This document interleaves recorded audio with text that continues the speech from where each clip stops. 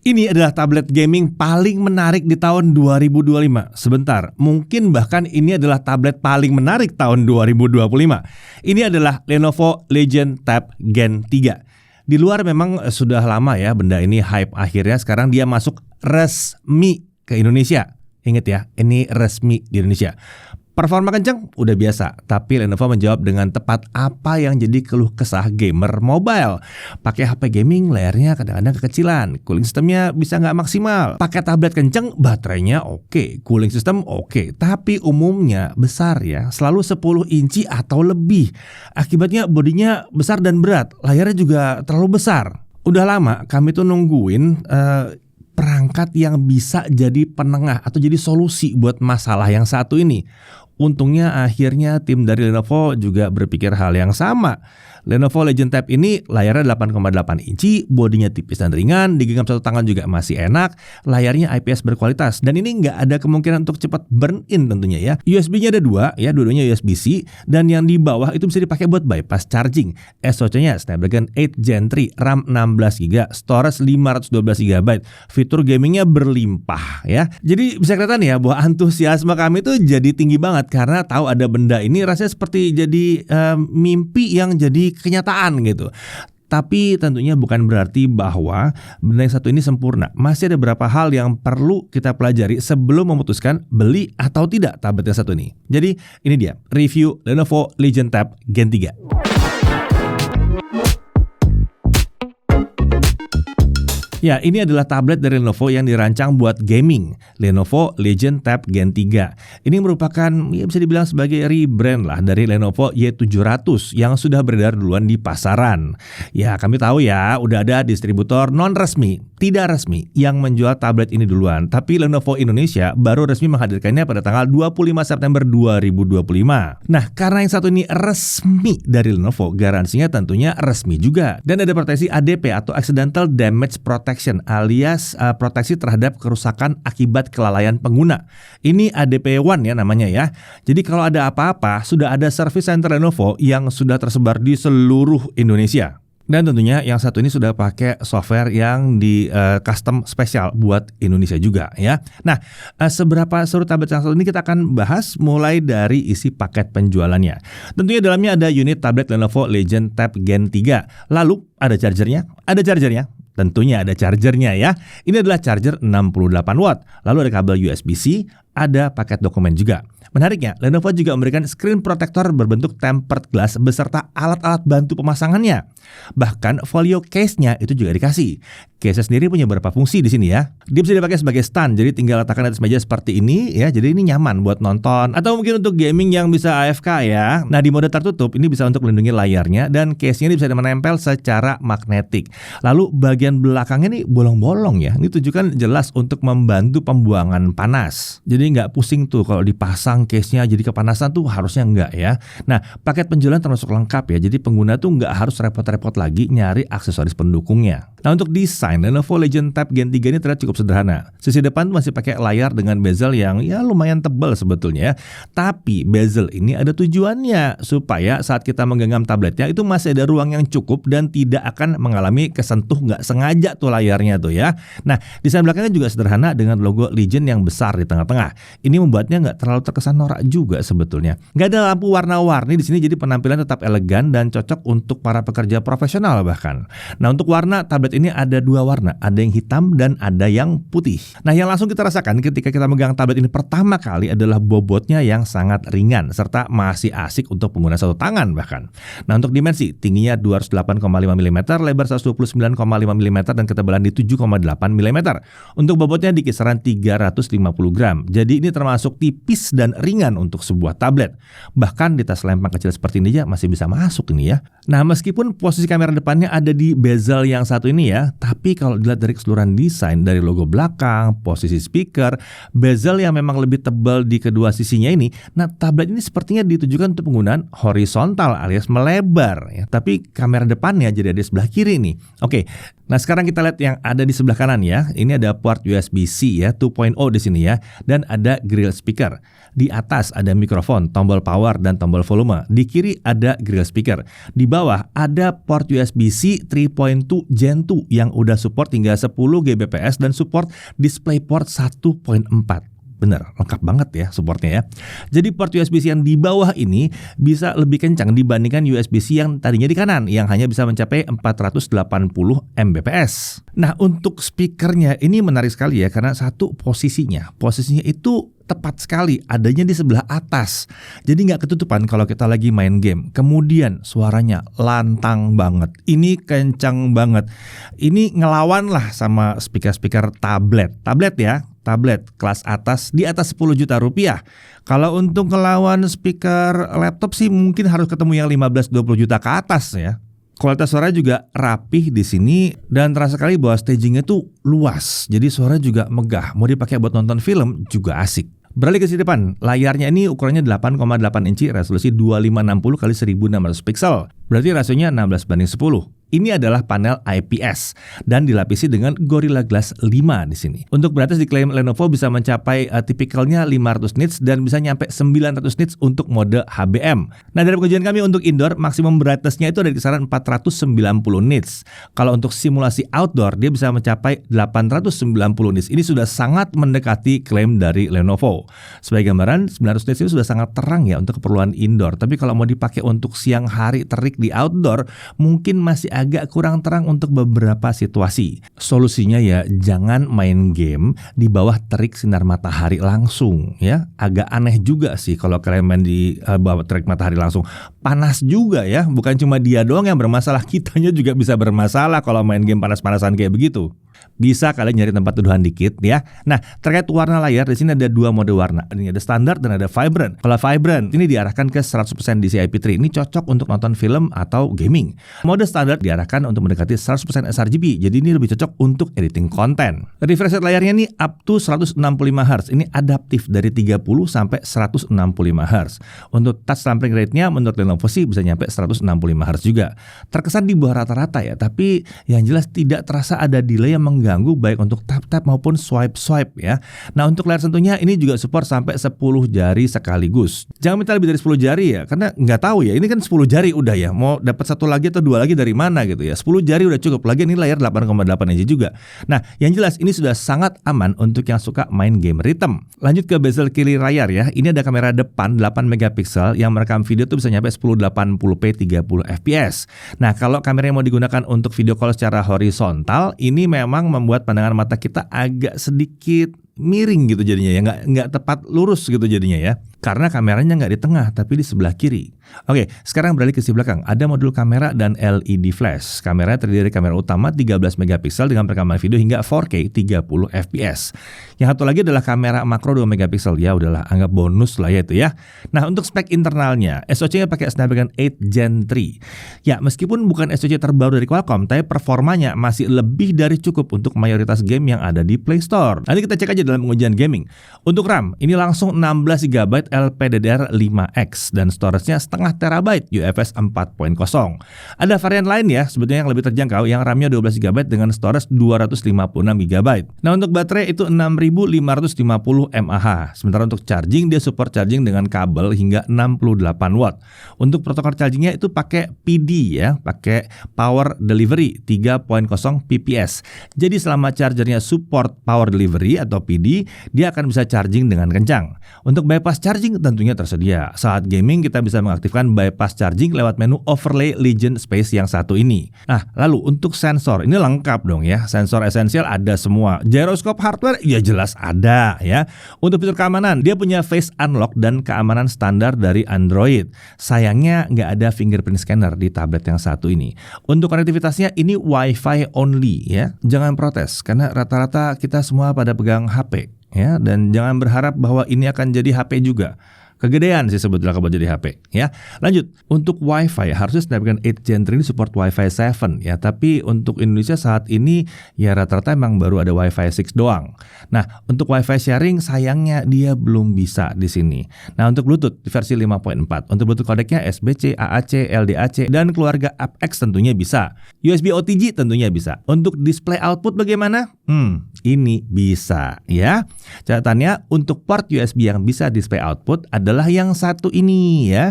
Jadi meskipun ada dua port Type-C, yang satu USB 3, yang satu yang lain kan USB 2. Yang support display out itu yang USB 3 tentunya. Nah, bicara soal display out, ada fitur yang sangat seru di Lenovo Legion Tab yang satu ini. Biasanya kan ya di bawah 10 juta rupiah, smartphone atau tablet yang bisa display out itu umumnya cuma bisa mirroring aja. Nah, Lenovo Legion Tab ini bisa lebih dari sekedar mirroring.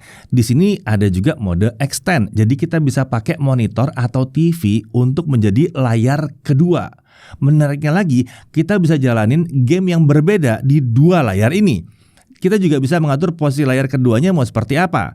Jika layar tambahannya mau di posisi kiri, kita harus setting posisi layarnya di kiri juga. Supaya saat kita mau geser kursor pakai mouse itu orientasinya bisa pas. Nah, kalau layar keduanya tidak support touchscreen, kita tinggal hubungkan mouse dan keyboard ke tablet via Bluetooth aja. Bisa. Bahkan yang menariknya, saat dihubungkan ke TV atau monitor eksternal, kita bisa memilih opsi resolusi dan refresh rate untuk display outputnya. Lengkap banget ya. Kami juga udah menguji di TV yang 4K 60 ya, display outnya tuh berfungsi dengan lancar banget. Ini kan cocok banget untuk yang mau kerja buka dokumen banyak gitu ya, atau pakai Excel yang gede gitu ya, bisa tuh. Kalau untuk gaming rasanya kurang pas sih sebetulnya, karena mayoritas game Anda tuh kan nggak render di 4K juga ya. Kebanyakan di 1080p atau bahkan kurang. Jadi display output 4K 60 untuk gaming sebetulnya tidak memberikan keuntungan yang ekstra. Oke, sekarang kami iseng nih, bagaimana kalau kita perlakukan tablet ini seperti konsol? Kita hubungkan tablet ke TV, lalu kita pakai controller Bluetooth untuk gaming. Ternyata bisa ya. Tapi ada syaratnya memang. Gamenya sendiri harus support controller, karena ini sangat bergantung pada game developernya ya. Setidaknya kita coba di game Honkai Star Rail, aman, bisa nih. Ya ada sedikit keterbatasan teknis terkait konektivitas yang perlu kita pelajari juga ya. Ketika USB-C versi 3-nya kita pakai untuk display output, kita tidak bisa pakai USB satunya lagi untuk menghubungkan peripheral seperti keyboard dan mouse wireless yang pakai dongle. Solusinya ada dua. Yang pertama, kita pakai mouse dan keyboard Bluetooth. Yang kedua, kita pakai USB hub yang ada HDMI dan port USB. Jadi kita bisa pakai display output sekaligus pakai peripheral yang mungkin butuh dongle USB. Tapi kalau pakai setup seperti ini, display outnya jadi kurang maksimal ya. Kalau dari yang kami temui, refresh rate-nya seperti belum jalan di 60 Hz saat navigasi, jadi belum terasa mulus aja di sini. Keterbatasan teknis berikutnya adalah kita belum bisa menggeser window langsung dari layar satu ke layar kedua atau sebaliknya. Jadi jika kita mau menampilkan aplikasi di layar kedua, kita harus mengarahkan kursor mouse ke layar kedua, buka app-nya dari sana, baru aplikasinya akan terbuka di layar yang kedua. Oke, sekarang kita lanjut ke fitur berikutnya. Ada yang namanya PC Mode, di mana kita bisa mengubah tampilan UI-nya jadi mirip seperti Windows. Di PC Mode ini, saat kita membuka aplikasinya, aplikasi akan terbuka dalam floating window seperti ini. Ini akan mempermudah kalau kita mau pakai tablet ini untuk kerja atau untuk multitasking, atau mau buka beberapa game sekaligus. Bisa juga nih ya. Kita iseng nih, dengan RAM 16GB ini berapa banyak aplikasi sih sebetulnya bisa kita buka sekaligus ya. Dari pengujian kami, setidaknya 10 aplikasi masih bisa terbuka secara bersamaan ya, nggak cuma aplikasi biasa. Bahkan game sekalipun sanggup dibuka sampai 10 game sekaligus. Kayaknya yang tukang joki game tuh akan happy ya dengan tablet ini ya. Bisa jadi ladang cuan nih kayaknya nih. Nah, jika app sudah terlalu banyak, akan ada notifikasi dari sistem kalau jumlah windownya sudah mencapai limit. Dan ada sedikit catatan ya, kalau kita pakai PC Mode itu ada dua cara. Pertama, kita bisa dari layar tabletnya langsung. Kedua, dalam PC Mode ini kalau kita hubungkan ke layar eksternal, tampilan kedua layar ini akan otomatis jadi mirroring.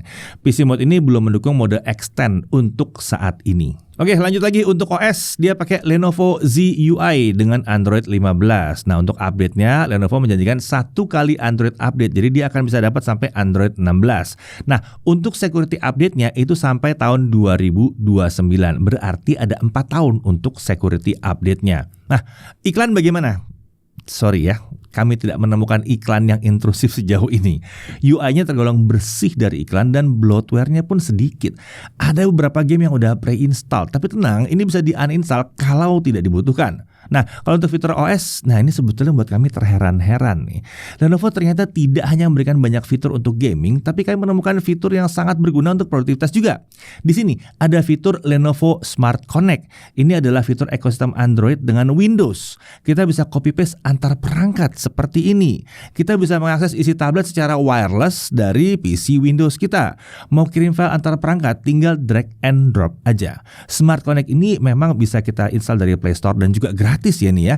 Tapi selain produk Lenovo atau Motorola, Smart Connect itu tidak lengkap fiturnya, cuma dikasih sebagian aja. Nah, untuk produktivitasnya, sayangnya tablet ini belum ada keyboard case-nya ya. Jadi kalau kita butuh keyboard dan mouse itu harus dibeli terpisah. Mau pakai mouse Bluetooth bisa, atau mau pakai USB hub lalu pakai dongle itu juga bisa. Oke, berikutnya. Apakah tablet ini support stylus? Nah, Lenovo tuh punya stylus khusus yang namanya Tab Pen Plus dan bisa digunakan untuk tablet yang satu ini. Jadi teoritis memang bisa digunakan untuk menggambar, tapi sayangnya Lenovo Indonesia belum menghadirkannya secara resmi ke Indonesia. Nah, kalau untuk fitur gaming, nah ini juga banyak yang menarik di sini. Kita bisa akses fitur gamingnya di overlay Lenovo Legion Space. Di sini ada fitur bypass charging. Kita bisa mengatur profil performa, bisa mengatur opsi refresh rate dari sini juga. Lalu ada fitur key mapping. Ini untuk mengatur tombol keyboard dan mouse ke game saat lagi pakai keyboard dan mouse. Misalnya nih, kita bisa bikin tombol keyboard WASD untuk navigasi karakter dalam game. Lalu ada performance monitoring juga di sini. Kita tinggal aktifkan yang namanya floating display. Nah, saat lagi gaming, kita bisa lihat informasi frame rate, suhu, persentase baterai, CPU, serta GPU load juga kelihatan di sini. Melihat fitur-fitur gaming ya, terasa banget bahwa developer software ini paham apa yang dibutuhkan oleh seorang gamer. Ya, mungkin karena namanya Legion. Oke, sekarang kita masuk dalam pengujian performanya. Kita benchmark dulu ya. Nah, untuk pengujian benchmark kita lakukan apa adanya aja karena pada menu setting belum ada pengaturan mode performa. Untuk Antutu 10 ini nyaris 2 juta ya, tepatnya 1.928.000-an. Untuk Antutu 11 dia ada di 2,4 jutaan. Untuk Geekbench 6 single core 2300, multicore di 7177. Untuk GeFX Bench Car Chase Offscreen 1080p 162 fps. Trimax Slingshot Extreme Unlimited graphics core-nya di 31.976. Untuk 3D Mark Solar Bay ini yang ray tracing ya, dia dapat 32 fps. Untuk 3D Mark Wildlife Stress Test. Nah, ini kita tes ya di sini ya untuk kestabilannya. Base score-nya di 17.971, lowest score di 14.862. Jadi stability-nya by default adalah 82,7%. Ya, jadi terlihat ya dari benchmark tadi, meskipun Snapdragon 8 Gen 3 bukan yang paling baru, tapi performanya masih ada di kelas flagship. Mayoritas smartphone mid-range masa kini sekalipun itu belum banyak yang bisa nyampe sekencang yang satu ini. Oke, sekarang kita lihat untuk gaming ya. Kita langsung aja atur mode performa tertinggi di sini supaya performa jadi maksimal. Berhubung ini tablet spesial untuk gaming, pengujian gaming kali ini kita akan cobain lebih banyak game lagi. Dan kita juga coba langsung cek suhu serta konsumsi baterai untuk setiap game. Kita mulai dari Mobile Legends. Settingnya rata kanan, kita mainkan 3 match. Frame rate itu mulus lancar di 120 fps. Nggak ada frame drop sama sekali. Suhu juga adem ya. Di sisi layar tuh suhu tertinggi cuma 37 derajat Celcius, back cover cuma 34 derajat Celcius. Nah, untuk 3 match ini baterai berkurang sekitar 18%. Lanjut untuk PUBG Mobile. Setting maksimum yang terbuka itu udah maksimal. Kita bisa pilih smooth Ultra Extreme 120 fps atau HDR Extreme di 60 fps atau Ultra HD Ultra di 40 fps. Nah, untuk game shooter seperti ini sepertinya lebih asik kalau kita pakai smooth 120 fps ya. Nah, kita mainkan di Battle Royale dan frame rate-nya lancar 120 fps. Jarang sekali ada frame drop-nya. Sekalinya ada pun itu cuma sekali aja ya, masih di atas 100 fps juga. Suhu layar tertinggi cuma 37 derajat Celcius, back cover cuma 38 derajat Celcius. Selama satu match yang hampir 30 menit itu baterai berkurang juga sekitar 18% aja. Nah, lanjut untuk Genshin Impact, settingnya di highest 60 fps. Skenario seperti biasanya, kita traveling selama setengah jam. Frame itu udah lancar banget dengan rata-rata di 59 fps. Frame drop ada sih sekali tapi jarang banget lah. Suhu layar tertinggi cuma 39 derajat Celcius, back cover tertinggi cuma 41 derajat Celcius, dan selama setengah jam baterai berkurang 17% saja. Oke, untuk Wuthering Wave, setting preset quality dengan FPS di 60. Kita tes selama setengah jam, frame rate-nya lancar di 60 fps. Battle yang ramai juga bukan masalah di sini. Adalah sesekali frame drop ke 40-an fps, tapi ini nggak ganggu permainan sama sekali. Overall ini lancar banget. Setting preset quality ini artinya setting yang tertinggi loh ya. Nah, di sini suhu layar tertinggi di 41 derajat Celcius, back cover di 44 derajat Celcius, dan selama setengah jam baterai berkurang 22%. Oke, tadi itu kan game-game yang biasa jadi standar pengujian kita ya. Spesial untuk tablet ini kita juga penasaran untuk game yang lain seperti apa. Kita lanjut ke Honkai Star Rail. Setting presetnya very high, FPS taruh di 60, frame rate saat battle itu di 40-60 FPS, frame rate saat traveling di kisaran 38-60 FPS. Suhu layar tertinggi di 41 derajat Celcius, back cover di 44 derajat Celcius. Baterai berkurang sekitar 22% selama setengah jam. Kita lanjut ke Car X Street. Semua setting di level 6, FPS no limit, smoke intensity high, motion blur, dan anti-aliasingnya di on. Frame rate itu berjalan di kisar 54-60 FPS. Sekali bisa turun di bawah 54 FPS ya. Untuk suhu layar 42 derajat Celcius, back cover di 46 derajat Celcius. Dan ini baterai berkurang 24% dalam setengah jam. Ternyata game ini berat juga ya. Oke, lanjut. War Thunder Mobile. Kita coba mainin 2 match di sini. Setting grafis rata kanan, FPS limit 120 FPS, ray tracing off, anti-aliasing di TAA. Frame rate-nya mulus lancar 120 FPS. Sesekali ada frame drop sih di bawah 120 FPS. Lalu untuk suhu, layar 38 derajat Celcius, back cover 40 derajat Celcius. Setelah pengujian, baterai turun di 11%. Lanjut, Garena Delta Force. Grafik maksimum itu bisa sampai ultimate dengan frame rate di 90 FPS. Atau kita juga bisa pilih smooth, tapi frame rate-nya 120 FPS. Kita tes dengan smooth 120 FPS deh ya. Frame rate-nya mulus lancar di 120 FPS. Suhu layar 37 derajat Celcius, back cover di 35 derajat Celcius. Nah, dalam satu match sekitar 18 menit, baterai berkurang 11%. Oke, sekarang kita lanjut ke EA Sport FC Mobile. Dari kalian kan banyak yang minta tes game bola nih ya. Nah, nih kita cobain deh. Kita coba di setting graphics ultra, frame rate-nya very high. Frame rate di kisaran 90-95 FPS. Suhu layar 39 derajat Celcius dan di back covernya 36 derajat Celcius. Setelah setengah jam, baterai berkurang 17%. Ini masih tergolong enteng lah buat tablet yang satu ini ya. Nah, kita juga penasaran nih, layarnya kan 165 Hz. Ini ada nggak game yang bisa jalan di 165 FPS? Ternyata ada di sini. Subway Surfers dan Real Racing 3 contohnya. Kita bisa lihat dia jalan mulus di kisaran 160-165 FPS. Tapi ada syaratnya. Kita harus atur dulu game ini ke daftar high refresh rate apps.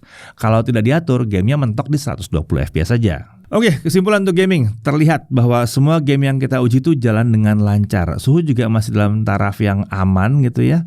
Ya nggak ada yang terlalu jauh melampaui 45 derajat Celcius, apalagi nyampe 50 derajat Celcius. Nggak ada tuh ya. Kalau tuh ada 45 derajat Celcius itu cuma titik doang. Itu bukan seluruh bodinya di 45 derajat Celcius. Jadi masih dalam taraf yang wajar untuk sebuah tablet gaming atau device gaming yang kerja keras seperti ini. Nah, untuk baterai menurut kami untuk semua game ini tergolong agak boros sebetulnya ya. Sepertinya memang efek performa yang digas gila-gilaan. Layar juga 8,8 inci dan baterainya memang cuma 6 ribuan mAh kan. Ini bukan yang 8.000-10.000 mAh. Solusinya ya pakai bypass charging aja ya, aman. Ya, pada dasarnya tablet yang satu ini sangat menyenangkan dipakai untuk gaming. Ini buat kami tidak ragu-ragu lagi untuk bilang bahwa tablet ini pada saat video ini dibuat adalah yang terbaik untuk gaming. Tapi sayangnya ya, kalian harus sadar ya bahwa meskipun ini terbaik buat gaming, tablet seperti ini akan dilarang untuk pertandingan e-sports. Karena dalam pertandingan e-sports yang resmi, peraturannya kan layarnya nggak boleh lebih dari 7 inci ya, sementara ini kan 8,8 inci. Setidaknya sampai saat video ini dibuat, peraturan tersebut masih berlaku, belum ada perubahan. Oke, sekarang kita lanjut ke pengujian kameranya. Ya, sekarang saya lagi di studio untuk menguji kemampuan kamera dari tablet Lenovo Legion Tab. Video yang kalian lihat ini adalah hasil dari kamera depannya, resolusi maksimalnya 1080p 30 fps. Di sini hasilnya cukup tajam ya, tapi sepertinya ada agak oversharpen di sini. Dan untuk pencahayaannya saya menggunakan lampu studio, jadi di sini lumayan terang dan hasilnya gambarnya juga cukup terang. Oh ya, pada saat diposisikan di posisi landscape seperti ini, kameranya itu jadi ada di sebelah kiri ya. Jadi untuk framingnya saya agak ke pinggir dikit dan nggak di tengah karena kameranya jadi di bagian pinggir. Ya, ini mungkin bisa diatasi dengan kita yang sedikit geser ke arah kameranya atau mungkin tabletnya yang kita geser seperti ini. Sekarang kita coba kamera depannya di kondisi lampu studio dimatikan. Di sini muka saya masih terlihat terang ya, detail juga masih cukup terjaga, tapi noise sudah mulai muncul. Ya, sekarang kita coba perekaman video kamera belakangnya Lenovo Legion Tab. Di sini kita bisa merekam sampai resolusi 4K 30 fps. Untuk kondisi pencahayaan kita menggunakan lampu studio ya, jadi cukup terang dan hasilnya kira-kira seperti ini. Oke, sekarang kita coba perekaman video kamera belakang dari Lenovo Legion Tab di kondisi lampu studio mati. Dan hasilnya seperti ini. Ya, sekarang kita coba pakai tablet ini untuk meeting online. Contohnya seperti di Google Meet. Di sini kita coba menggunakan efek seperti background blur, lalu custom background seperti ini. Dan terlihat kalau videonya masih lancar di sini ya. Kita coba juga menggunakan filter seperti ini. Ya, dan videonya juga masih tetap lancar. Jadi tablet ini masih mumpuni untuk digunakan meeting online seperti di Google Meet. Selain di aplikasi Google Meet, kita juga coba pakai tablet ini untuk meeting online dengan aplikasi Zoom. Di sini kita bisa menggunakan berbagai background dan efek seperti ini. Background blur, lalu custom background, dan juga video filter seperti ini. Dan setelah menggunakan semua efek tadi, terlihat kalau videonya masih cukup lancar di sini ya. Ya, itu tadi adalah pengujian kamera dari Lenovo Legion Tab. Sekarang kita lanjut ke pengujian berikutnya. Oke, kita lanjut lagi untuk pengujian baterainya tapi yang non-gaming ya. Untuk YouTube Local Video Playback 1080p baterai habis setelah 16 jam 9 menit. Ya, ini emang bukan hasil yang luar biasa hebat di sini, tapi ya untuk sebuah tablet udah lumayan oke lah. Untuk YouTube streaming 1080p selama setengah jam baterai turun 4%. Swipe TikTok selama setengah jam baterai turun 5%. Mengingat ini adalah layar 8,8 inci dan baterai 6000-an, menurut kami masih lumayan normal yang satu ini ya. Nah, untuk charging, pakai charger dan kabel bawaan, untuk mencapai 50% kita butuh waktu hanya 16 menit. Dari kosong sampai penuh, kita butuh waktu hanya 49 menit. Jadi chargingnya ini tergolong kenceng. Ingat ya, baterai 6500 nih. Lanjut lagi untuk Netflix, dia udah langsung L1 support Full HD, tapi memang belum support HDR di sini. Untuk YouTube bisa 4K 60 fps dan support HDR. Untuk haptic feedback, Lenovo belum menyebutkan secara spesifik mesin gitar yang dipakai apa, tapi ini yang jelas ada. Haptic feedbacknya bisa kita rasakan saat navigasi dan mengetik. Kalau untuk gaming sayangnya belum tersedia ya. Biasanya di beberapa smartphone gaming yang kami uji itu udah ada gitu haptic feedbacknya. Nah, misalnya lagi main PUBG ya, pas kena tembakan itu ada getarannya dan getarannya bisa ngikutin arah tembakannya. Tapi untuk Lenovo Legion Tab ini kita belum menemukan fitur seperti itu. Oke, sekarang untuk harganya. Untuk varian yang RAM 12GB, storage 256GB itu ada di 7.899.000. Sementara untuk varian yang RAM 16GB, storage 512GB seperti yang kami uji ini, harganya ada di 9.099.000. Lenovo memberikan garansi ADP One selama 1 tahun. Ini adalah garansi yang ditawarkan hanya untuk produk yang dijual resmi saja. Accidental Protection One ini mengcover klaim kerusakan 1 kali yang diakibatkan oleh kelalaian penggunanya. Dan ini akan diservis oleh service center Lenovo resmi secara gratis. Ganti spare partnya pun gratis. Misalnya nih nggak sengaja jatuh atau layarnya pecah gitu ya, bawa aja ke service center Lenovo. Nanti layar akan diganti yang baru gratis. Kalau dia nanya apakah accidental damage protection ini bisa diperpanjang, jawabannya adalah bisa. Warantinya bisa di-extend dengan melakukan pembelian perpanjangan waranti dan ADP One-nya harus mengikuti masa waranti dari unitnya. Garansinya 1 tahun. Kalau misalnya ADP udah kepake 1 kali, kita bisa perpanjang lagi selama belum lewat dari 1 tahun. Nah, perpanjangan ADP ini bisa melalui website resmi Lenovo atau dengan menghubungi partner resmi Lenovo. Oke, kita langsung masuk dalam hal yang perlu diperhatikan. Pertama, perhatikan keterbatasan teknis pada konektivitasnya tadi. Ada beberapa skenario pengujian. Tinggal kalian sesuaikan kalian mau pakai tablet ini seperti apa. Lalu kemudian, layarnya ini memang belum OLED atau AMOLED, tapi untuk sebagian orang ini akan jadi kelebihan karena jadi nggak mudah burn in dan lightsaber, wah nggak mungkin lah itu ya kayaknya ya. Nah, kemudian dia tidak punya fingerprint scanner. Lalu sayangnya Lenovo belum menyediakan keyboard case khusus untuk produktivitas. Jadi kita masih butuh nambahin keyboard dan mouse terpisah. Tapi untuk yang butuh tablet ini hanya buat gaming dan entertainment, harusnya ini bukan masalah sih ya. Kemudian untuk baterai ini tergolong agak boros ya untuk gaming ya. Tapi untungnya kan dia punya bypass charging di sini. Lalu ingat ya, tablet ini Wi-Fi only, tidak bisa seluler. Jadi harus mengandalkan sumber internet lain seperti tethering hotspot dari smartphone atau ya Wi-Fi tentunya. Tapi rasanya udah wajar ya karena kita semua punya smartphone kan ya. Lalu di sini nggak ada audio jack, jadi kita tetap harus pakai adapter ya. Dan di sini juga tidak ada slot micro SD. Jadi kalau kalian mau ambil varian 256GB, pastikan itu sudah cukup atau belum untuk kalian ya. Lalu banyak yang nyinyir nih ya, kok harganya lebih mahal dibandingkan non resmi. Tapi kalau menurut kami ini harga yang masih pantas untuk apa yang ditawarkan. Ingat, ada garansi resmi dan ADP One-nya ya. Kalau yang non resmi, amit-amit kalau rusak, mau servis kemana?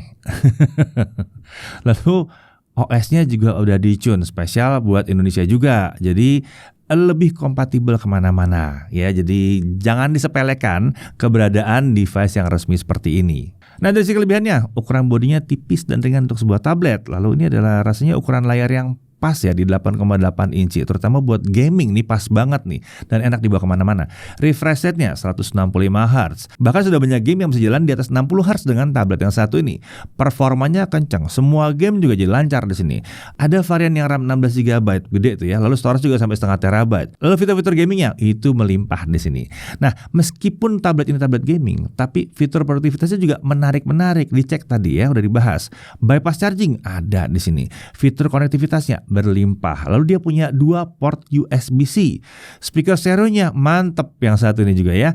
Dia punya haptic feedback juga. Paket penjualan juga lengkap, sampai tempered glass pun dikasih di sini. Garansi resmi dari Lenovo Indonesia juga sudah ada di sini dan ada garansi ADP One-nya. Nah, pertanyaannya, tablet ini cocoknya buat siapa? Joki game harusnya akan happy sekali ya dengan tablet yang satu ini ya. Tabletnya compact, bisa menjalankan banyak game sekaligus. Bisa jadi investasi buat ladang cuan nih ya. Lalu gamer mobile, kalau kalian sering bepergian dan butuh perangkat spesial gaming yang gak berat, ringkas, ini akan cocok banget. Kemudian meskipun dirancang buat gaming, tapi fitur produktivitasnya membuat tablet ini cocok untuk pekerjaan ringan juga. Ngedit video masih enak, memantau informasi keuangan juga masih oke, atau untuk presentasi ini masih oke. Misalnya kalian itu sales atau siapapun lah yang lagi pitching ke konsumen ya, ini masih cocok pakai ini karena tampilan keseluruhan juga nggak norak ya. Gamer rumahan juga cocok-cocok aja pakai ini, walaupun mungkin udah ada laptop atau PC gaming, tapi gaming di kasur sambil rebahan kan lebih asik kayaknya ya. Pada akhirnya, sesuai dengan apa yang kami simpulkan di awal, ini adalah tablet gaming paling menarik untuk tahun 2025. Buat kebanyakan orang, kemungkinan besar ini adalah tablet paling menarik di tahun 2025. Saya Didi Irfan, Jangan Ribut TV.